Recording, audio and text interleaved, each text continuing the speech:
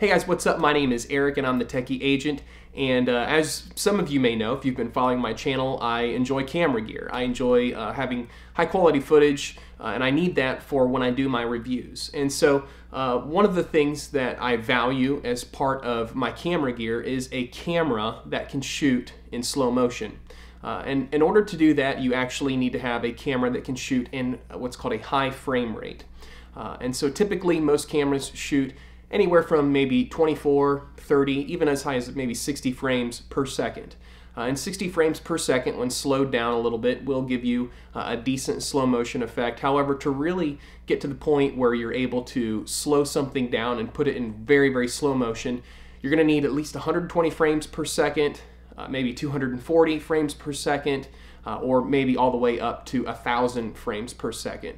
Now the problem is that with most cameras, when you're getting up to 1,000 frames per second, a couple of things happen. One, if it's a good quality camera, the price goes up. You're just looking at camera gear that's going to be very, very expensive. Secondly, if you're going to get a camera that maybe shoots anywhere from that 240 to 1,000 frames per second, if it's not an expensive camera, the quality of the video is going to suffer. You're definitely going to see a degradation in the video quality. One example of this is the iPhone. So the iPhone 6 and 6S can both shoot in slow motion, and the slow motion is actually pretty effective. Like what you can see with that slow motion is pretty neat. The problem is that there is a quality degradation that occurs between the typical shooting mode of the iPhone 6 or the 6S and what you get when you put it in the slow motion mode.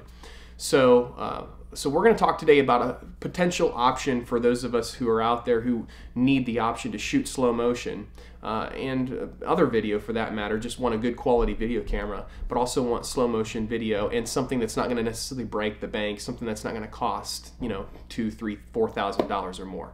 So this is my pick for the best slow motion camera under $1,500. And I would also call this my best pick for the best slow motion camera under $1,000 because there's a couple variations of this camera that we'll talk about. Both of them offer high frame rate shooting. So let's get into it.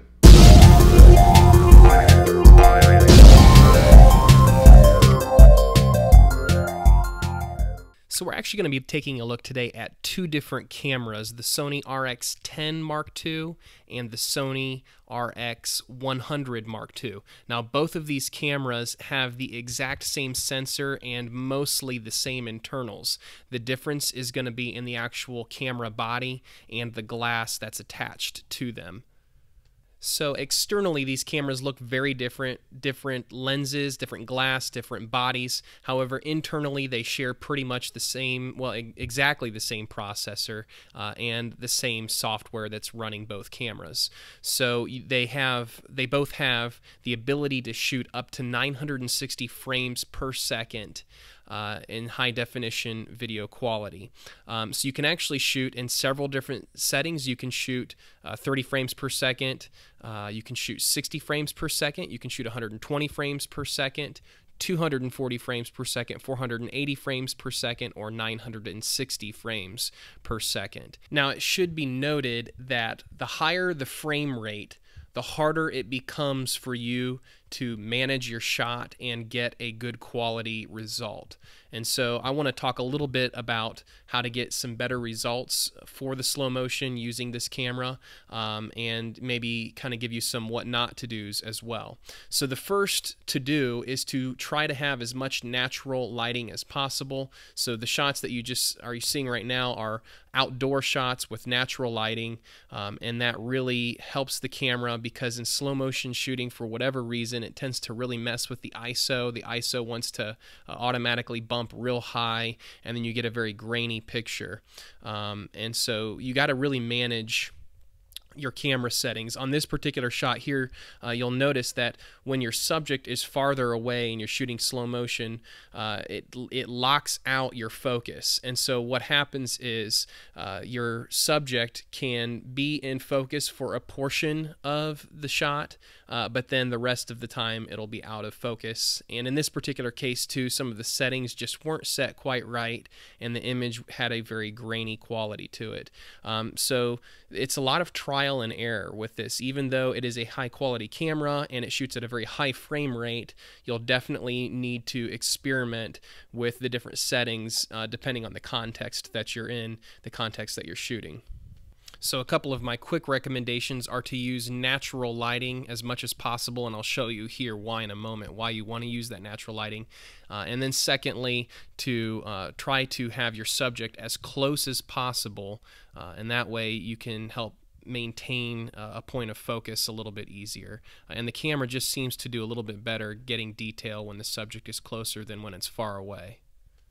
Now, one of the things to take note of too is that when you're shooting at these high frame rates, you're collecting a lot more data in a very short period of time, so that it kind of overwhelms the camera's memory. You're only able to shoot maybe 1 or 2 seconds before the camera has to stop and then render that video because it's collecting so much information. So that's something you'll want to consider. You're not going to be able to take slow motion shots of something for say 30 seconds.